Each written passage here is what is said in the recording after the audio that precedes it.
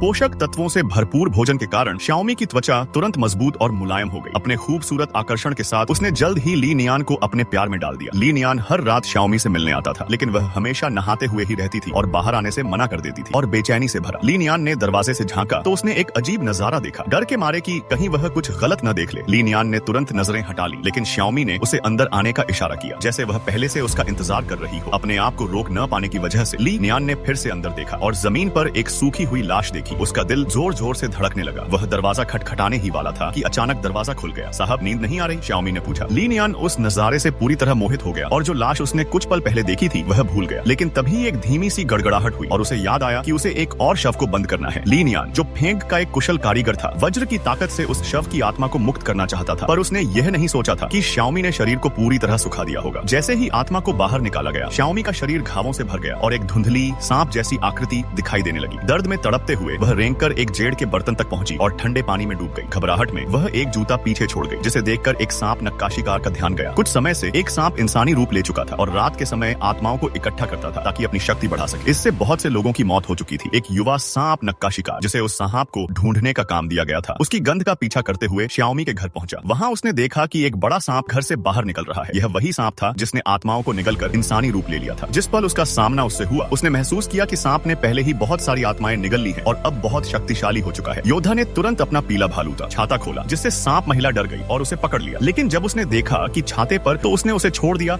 और कमरे की ओर भाग गई। हालांकि उसका सांप शरीर सुरक्षित था, पर उसकी इंसानी त्वचा पर एक घाव उभर आया। वही त्वचा जो उसने किसी जीवित इंसान के खून और आत्मा से बनाई थी। वह जल्दी से पिछला दरवाजा खोलकर भागी और एक पेड़ के पीछे छिप गई। तभी उसकी पत्नी युआनहेर वहां से गुजरी। श्याओमी युआनहेर की सुंदरता और उसके पति के प्रति सच्चे प्यार को देखकर गुस्से से भर गई।